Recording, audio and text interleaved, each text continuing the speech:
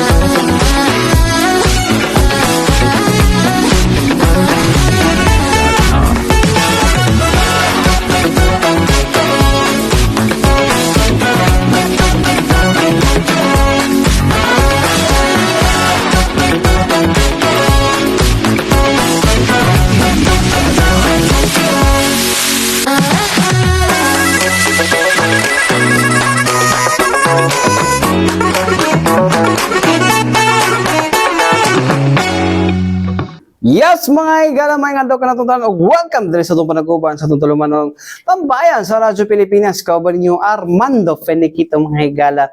Yes, mga higala, kamusta? Kamusta mo tanan diha? Oy, no? Hopefully no nata sa mga yung kahimtang karon mga higala. Sa uns man itong mga gipangagian karon, no? Laban ng gihapon ta, no? Tambay na gihapon ta, no? Anyways, mga higala, bitaw ay unsa may yung dagan sa panahon no, kayo sabi ang panahon mga igaway klaro init kay buntag suman kahapon uulan no, pero depende po sa lugar pod mga katambayan pod no. Anyways mga katambayan, karong kaganihang buntag no, gipang demolish na mga nahibilin nga mga balay diha sa Arroyo compound mga igala. Actually dugay naman day kay na sila gipang kuanday dugay na kaya sila day pabalihin day mga igala, pero nanong di po sila mamalin, no? Well, I may be, no? Kani nga statement mga igala, no? Marang ingnon ta nga anti-poor ta, it's because marag makwanta ba, no? Pero actually may sa pila ka tuig nga pagpuyo dihang lugar mga igala, no? I think it's about time, no? Nga inyo na ginangkuan kay syempre na may tagian ng yutaan na, no? Ay tagian ng yutaan ang mga igala, no? O tapos lili pag mo kuha na ng mga pila ka tuig mo nagpuyo diha, no? Murag lain pud kaayo pud mga igala, no, nga kuha na sa tagito sang ang tag-iya, no? Aside sa kuha na no, ang tag-iya mga igala nag-offer man di ay, no? O pila pa to nga kuan mga igala, at least ganino nag-offer pa ganino relocation, no? Wala gid mo gi kuno, well, requirement pa pud mga igala para magpakuan og demolition pa mga igala, pero kanang imuhang property nga gipalit nimo tapos dili nimo basta magamit, it's because kailangan pag-ingan nga mga requisites kuan kayo murag lain na pud kay na tapos pila ka tuig mo dira na puyo nga libre. Sige naggasto mo sa balay kabaluman mo nga naay tag-iya, no? Ganun dili magid ninyo na makuan pod, no? Mo na kuan, well I may sound, no, nga murag anti-poor, no, pero ato pong kwaon ng side sa tag-iya mga igala nga nagpalit anang yuta para magamit niya. Maglain pud kayo, ikaw mo daw be, kanang kuhaan mo property nga dili niyo magamit. Di ba?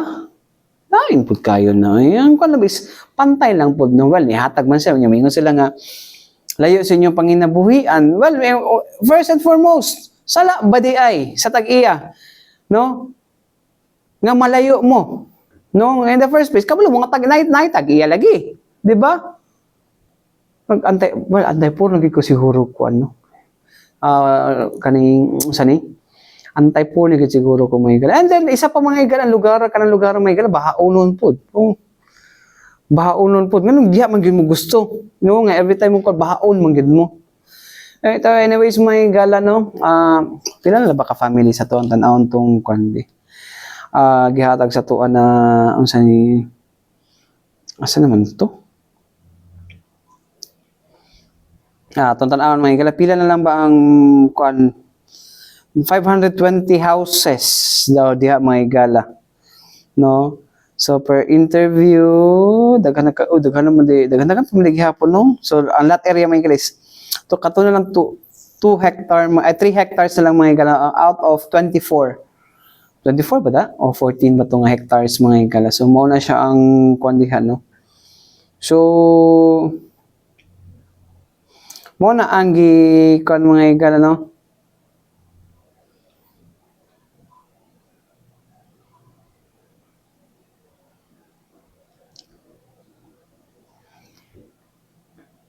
Mo na ang kon mga higala, no? Mo na ang konon draw nga gi-demolish ka ganiya. But anyways, mga higala, itong kono, no? Ito ang pang kono ni mga higala, itong mga namalhin na nagikan diha, gi-relocate dito sa barangay Takunan, mga higala, no? So, anyways, mga higala, nito maglangan na ito paminahon itong kono. Kung kumusta ba sila after nila pagbalhin, no? After silang pagbalhin, mga higala, no? Kung sabay na kinabuhi dito. No, ato paminawan may gala ang pagsaysay may gala na sa president sa Virginia Angloy Homeowners Association may gala, no. Ang president ni may gala nga si Christopher Masayon may gala ug ang purok leader na si Sir Romeo Pacho mga gala, no. Purok leader sa kwan karon may gala sa barangay Takunan mga gala, no. Aron nga isaysay sa tuwa unsa ba ang ilang kaagi mga gala, no.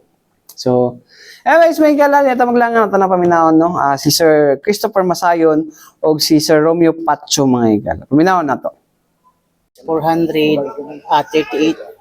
Pero ang uban diri nga balay wala pa ginagpuyo.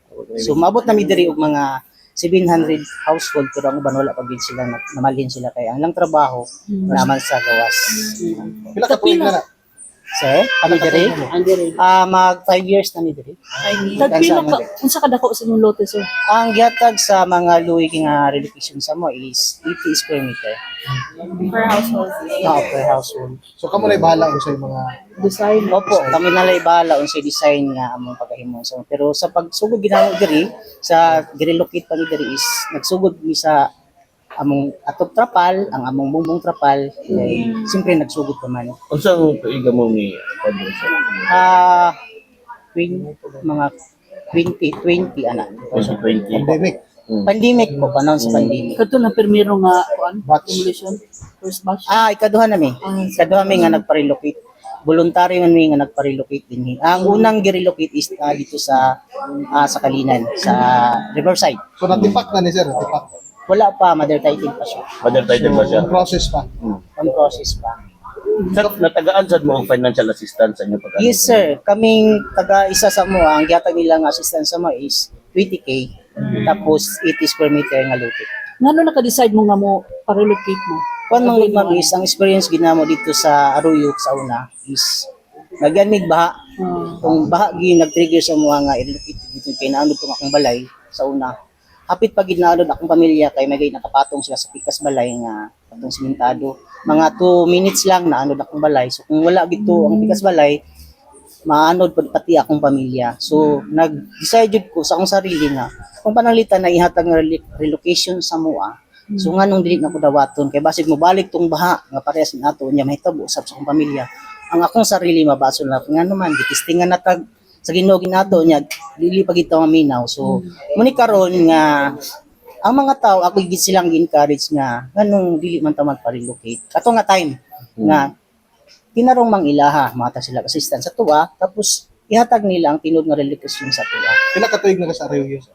Dito mga 15 years. 15 Pero years. sa kalayo sir, Okay na. like sa inyong livelihood o sa inyong trabaho. Medyo sa primero gyud is lisod gyud kayo pag-adjust namo kay ang eskwela sa akong anak naman po sa huli po sa Davao college unya ang among transportation lisod gyud kayo. Pero sa hinay-hinay naningkamot sa mi sa mga development diri kay siyempre na ang barangay po isa po sila nga nagtabang sa mga wala may gipasagdan nila sa among mga panghangyo man mo natabangan bisag wala pa did of donation nga natag sa mga pero ang barangay willing gid sila nga motabang sa open gid kay sila sa imong pangayoon sa Okay. sa mga Sir, inyo bang masultihan ang inyo mga kaubanan dito nga mag-uban na lang mo din since very contagious pa po itong ilang pag-stay po dito sa Maong Luna?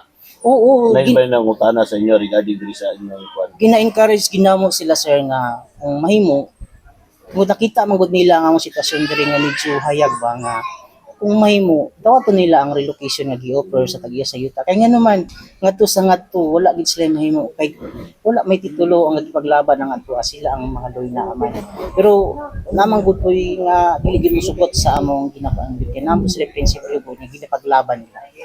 Pero katong ano sir, katong naapa mo dito, kabalagid mo nga naay tag-iya ang mita. Siyempre, kabalo gid mi kay siyempre nang-spot ra man mi diyan.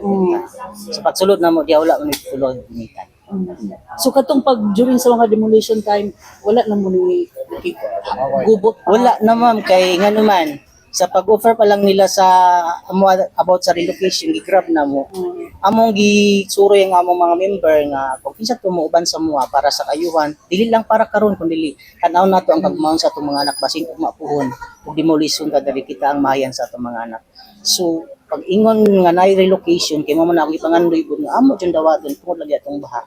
So giguro gid namo, grab gid namo. Sir, katong panahon sir nga namalhina mo, wala ba yung mga kaubanan ninyo dito sa inyong lugar na nag-discourage nga ayaw mo tuwa na? Daghan kayo sir gani sa pagbalhin namo diri ginganlan mig mga bugo. Kay ngano man, ngano daw nagpatuot-tuo mi sa relocation nga dili man daw tinuod.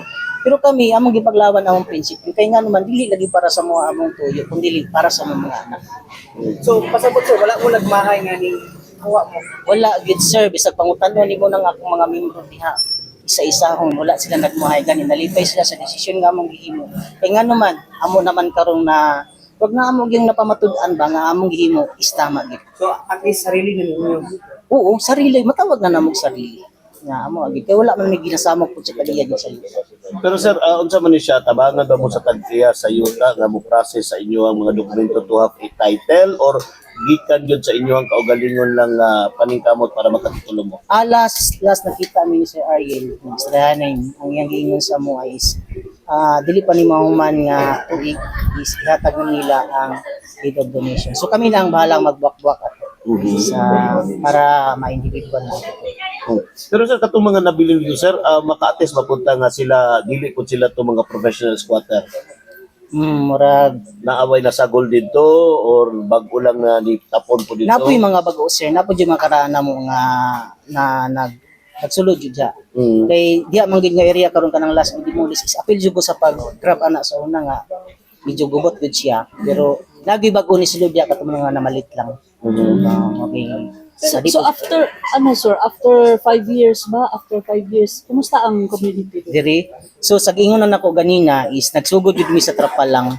So nagsugod gid mi sa uno nga halos nahutda nami og paglaom tungod kay sa kalisod transportation sa trabaho namo nga mong ipangbiyaan sa negosyo namo nga wala na pero sa pagpaningkamot ra man gud na nga hinahinay i-develop na to ang atong komunidad isa pod sa among gikuan og kusog ang barangay gid kay itabang gid sila sa mo. Barangay sir, ang takunan na barangay. Sis barangay Takunan. Ang wala nami dito sa Roseng. Wala nami dito sa Takunan na. Takunan. Kailan mo kabuk diri pamilya sa household? Karon lang nagibalay is 448 ata karon. 448. Pero kan o sumadahon gid nato mga abot nami og mga 600 ka pin. Pero uban wala pa gibalhinan sir kay ilang trabaho na pa sa downtown. Pero ang good thing sir kay ang banding ninyo ba no? Opo kay ang sauna mong good ang gusto gid unta nila nga ang association namo is daghan. So si Sir Ariel nagkuan gid siya sa mua nag murag ilaging gitambagan nga dili gid mo mag-create og daghang association siya mag-create gid siya og samok. Dapat isa ka tingog lang sa katilingban para maghiyo sa ang tanan. So mo to ni uyon sad sila nag-create mi og nagkuan mi election para sa officer. So ako ilang gipili nga kuan. So naningkamot ko para sa kalambuan sa katilingban para mahatag namo ang say kayuhan. Kasi pangalan sa association, sir? Valhua Virginia ang Loy Homeowners Association po. Nga nung burn niya. Kay sa una mang good ma'am sa during sa nag-create po ring association ang gusto gid nila ipangalan murag para magpabilin gid nilang pangalan din lugar is ang pangalan sa tag-iya sa yuta nga si Ma'am Virginia. Opo. Mo na Burn ilang niya. Loy. Kasi si Liloy patay naman. Sir, na ba yung pagtabang pod ang Barangay Matina Cruz sa inyo ang pagbalhin din? Na ba sila itabang ba sila o kapot sa kanan, assistance? Wala po. Kay ang naghakot sa kuan manggod sa amo adring kuan sa among magamit is nag-deploy ang mga loy og mga sakyanan nga tumbunggo nga mo'y muhakot diri padulong sa amo ang relocation sa mga nangguba nga mga gamit. Kani mga kapilya balay. ni the resort. Kinsa man yung initiative ani? Kaning kapilya is duha ni kapilya ang amo ang initiative ni katong sa phase 1 na dito isa ka kapilya isa pud ko sa nahimong PSL dito so kinahanglan man mag-create po og lain kay ang katilingban dako na kaayo so kani isa po ni sa among mga initiative nga ginahimo Karon ba, sir? ug among basketball court Diri nga lugar, sir, sa pala, unlike sa dito sa Arroyo, ato yung worries wala nga. Kaning problema sa baha. wala na sir wala may baha diri sir kay taas man siya ang wala gid siya. So, one good, murag kampan ninyo, sulit yun yung decision. Opo sir, among desisyon gyud nga among nahimo gid is wala gid mi nagmahay nga naabot gid ring lugar. Bisan to sa primero kalisod pero karon na hinahinay na namo. Kuan recovery. Especially sir nga bypass dool ang bypass kung mao na siya. Bibo na. Opo. Isa po na siya nga kuan ng access.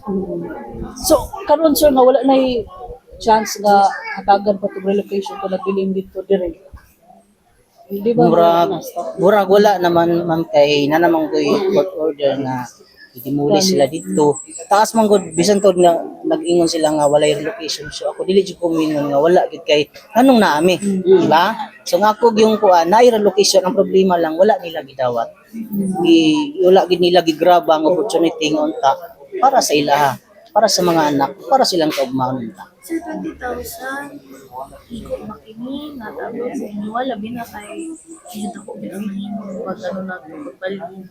So ang 20,000 sa tinuod lang gid is gamay jud kaayo kay og imong buhaton lang gud na magbuhat ka og balay auto ra gid siya sa CR.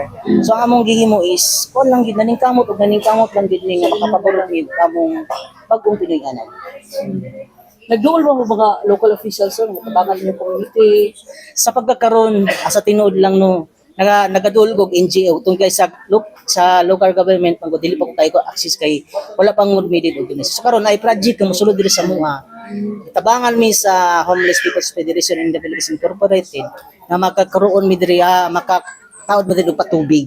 Kay ang tubig mangud wala masulod. So ni kantidad siya og 5 million nagihatag na sa Tagayuki diri sa mua. Mo nay bago na mong project nga itukod karon diri sa among katilingban. So, karon sir, sa community nagatay kuryente, ang tubig, supply niya. Ang karon man god is naglisod mi sa karon sa kuryente kay nabanggoy isa ka magian sa karsada sa road right of way wala pa siya ni pirma sa deed of donation. So among gihimo sa karon sa among kuryente diri is flying lang usa. Nagflying mi sa gikan sa gawas. Nya ang tubig namo kay maglisod man mi access pod una nagdulog og NGO una karon itukod diri sa mga karon kanang patubig. Ang kulang manggod namo is karon ta siya isugdan sa January atong January pero ang problema is ang muwa namo wala pa nakapirma ang barangay gihurat pa namo ang barangay resolution mahatag sa mga gipalop na kanina. So anytime itukod siya or next month. Within the year. Oo. Pero kani sir, dili ni water district, private Dili po. Wala pa may plan nga pasudlon ang water district o ano sir? Moto isa nga Light? among kuan is ang access namo is wala pa ni pirma Ang gito. barangay. Dili Ay, po katong ang MOA, katong right? agian Road sa of way. road right of way. Agian sa tubig siya. Kay dako man gud siya nga properties. Private po. Villegas po ang pag-iya. So nanawagan ta ko ni Villegas nga iyang tanang ihatag sa mga nga kanang makapatubig na midiring dapita. Pero karon sir, asa ang inyong tubig kan? Kalit? Gikan po sa gawas. Asa Water District gihapon siya pero among padagan diri. Pero hina na siya man kung kay nag-groupings lang ni para lang gid mapagas sa namo sa tubig. So, kamo nag-pipe laying, ani? Apo. Ang ano ninyo sir, no? Medyo hinay mo connection diri sa inyo. Oo, lisod kayo ang signal mo nang padaghanan diri karon is bindo. Opo. Wi-Fi ang inyong kuan diri. O wifi. So dapat nagnegosyo og bando. No. Oo, naabot po.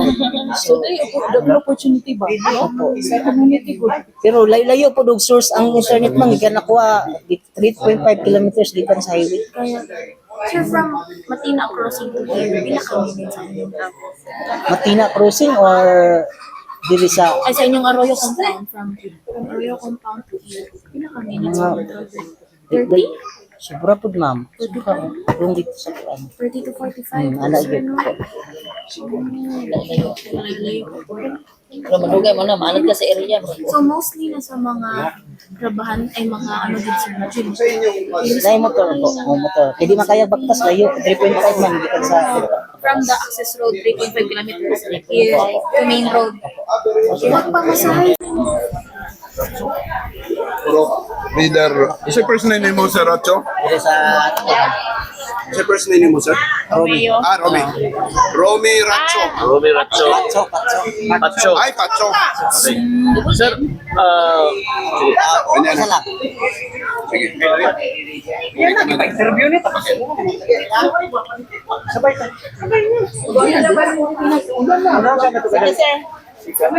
sige, sir, isip pro leader diri sir sa imuhang mga sir, kini imuhang mga role para sa ako ang mga kaigsuonan diri nga naa karon sa bag-o ninyong community. Isip na pro player, naagin mo ang mga plano ko rin sa itong mga improvement na nagagikan may connect kapitan.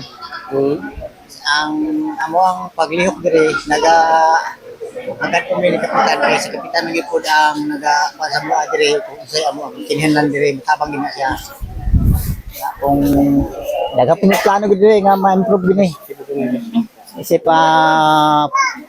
saka purok kurbi takunan ang amo nga di kuyan diri. Akini manggod siya sa wala pa mi diri sa Matina Crossing pa mi wala ni siya mahimong purok. Pag abot na mo diri kay tungod sa among kadaghan nagakuan ang kapitan diri sa takunan nagasurvey sila diri. Niya usamang ko nga pro leader po sa Matina Crossing. Nahibawan man niya pro leader ko dati sa Matina Crossing. Moto nga giingnan ko niya kung pwede daw ako po mahimong pro leader diri. Moto nga siyempre ako sa giingnan kung musali ka sa cup di ako nawaton. Moto nga gihimo ko niyang pro leader at kung 2021. Sugod na mo. Pero ikaw po nagaminti na diri sa kahapsay, kalinaw diri sa inyong group. Oo. Kapod. Pinaagi po sa mga katawan diri, murag nagasupport po sila ba? Kung usay ako ang mga kawan diri, musuporta po ang mga tao diri. Kung sa pag diri mo sa katambal mo ninyo diri sa Ang tinod sa primero ginamo diri, di gyud ikalalis nga medyo lisod yun. Pan yun, primero yun, nagapagpayag kami. Adisir mi nagahimo mga balay na mo. Tapos, nag-request mo sa kapitan sa barangay. Salamat po mi nga suportado kayo ang barangay sa mga. Kung unsay among kinanglan diri. Support agad siya. Dili gimi niya biyaan. Okay, thank you.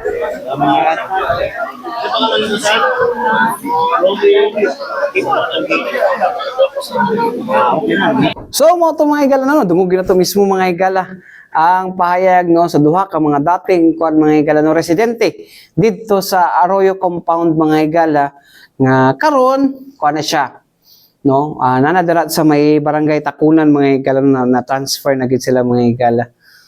So, well, sa sugod, lisod mo gina sa sugod mga higala. Actually mga higala, pag balihin na ako o kanang papalin na magbalay mga higala, naglisod po may sa pagsakay o sa pag-adjust. Pero the moment ka maka-adjust na ka, that's the time nga okay na di ang tanan mga higala, no? And then nakita ko na kung lugar po mga higala, no, sa ilang ko, no, doon siya sa bypass. Bypass sa kanang agianan sa tunnel good.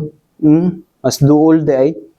Duol siya. So ayos siya. Well, hindi ko makaingon po mga higala kay namugod daw tigiingon nga, di ba, sama sa giingon ni Sir Chris mga higala nga kuan daw gingnan daw sila, gingnan pa sila nga kuan daw kanang attic daw tong relocation. Pero look at now, 5 years na sila, di ba?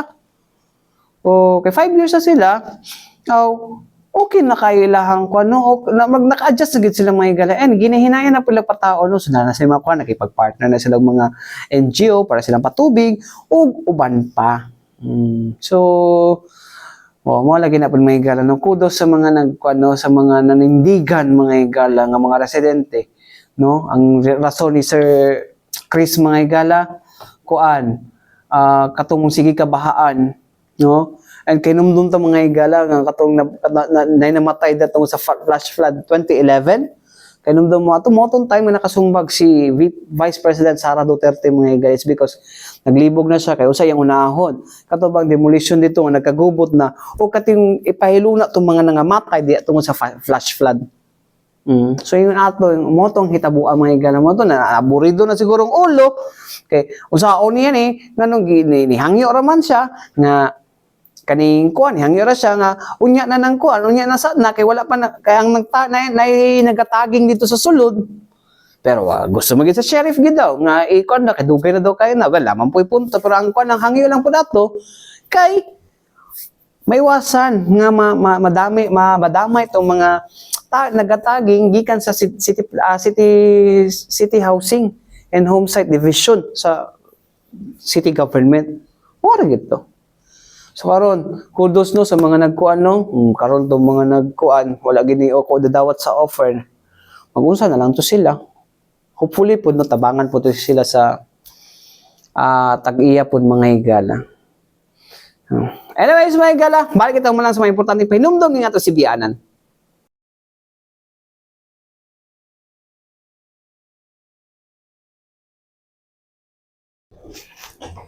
Yes mga higala, balik kita din sa ito panag-upan sa tutulong manong tambayan sa Radyo Pilipinas. Kaupan ninyo Armando Feniquito mga higala. Yes mga higala, kinatambayan na ito karon mga higala, no? Itong mga nahisgutan na ito mga higala, no? After itong demolition kaganyang buntag mga higala sa wala bidawat sa kuan mga higala relocation site sa gi-offer sa tag-iya mga higala, no? So well, medyo sayang gina, no? Kay imbis na chance unta nga makayuta, no?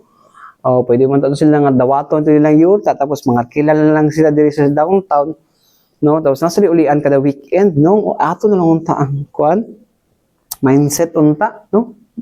Well, gusto mo siguro nila pakamatyan yun ng lugaran na, o sa ba nababay ka gusto pa bag na offer at akabalo ilahan ng problema, ilahan na ng kuan may higala, no? Ilahang unsa ni ilahan na ng desisyon. Lalo na desisyon mga higala, no? Sayang, sayang gid kayo mga higala, no? Imbis na tayo makuha, mawain, no? Pero ako mga higala, well, nanatagiha mga higala nga, mingon na po sila, kay lapses na sa gobyerno mga higala, kay dili maka-provide og pabahay. Actually, may higala, pabahay po sa gobyerno, nagkalayo po. Kaya asa man mangitag area ang kuan mga higala, gobyerno mga higala, diri tunga sa syudad.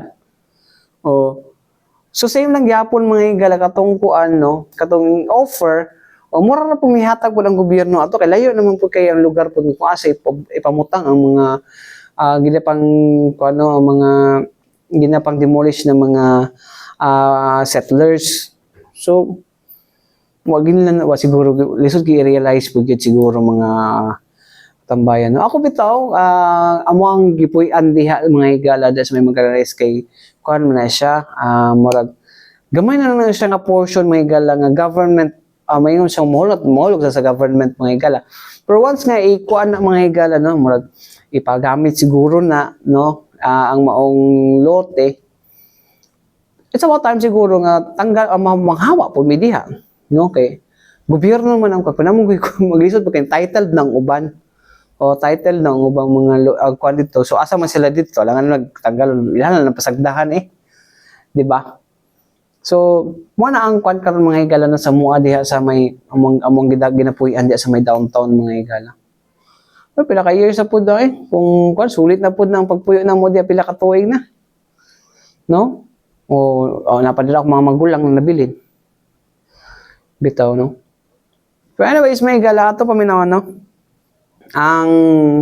Ang representative no sa kuan mga higala na sa Louis family mga higala. Kung usa ba mga tabang gipanghatag nila dito sa mga nidawat sa relocation mga higala no dito sa barangay Takunan.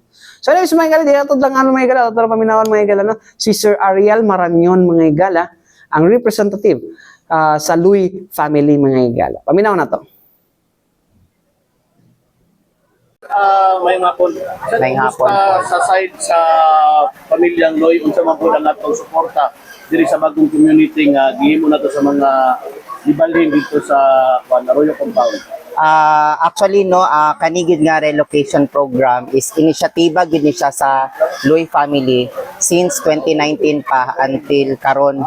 So nagainganyo gyapon mi og relocation program sa mga ano. So pasalamat mi sa dinhi ang community kay kani sila ni voluntaryo gid ni sila gikan sa Arroyo Compound. Voluntaryo gid ni sila nga mibungkag sa ilang mga balay og ni anhi diri sa relocation program. Og sa Arroyo sa Takunan. Okay. Pila ka mga relocation site ang gi-provide sa pamilyang Loy? Since 2019 po naami tulo ka relocation program relocation site.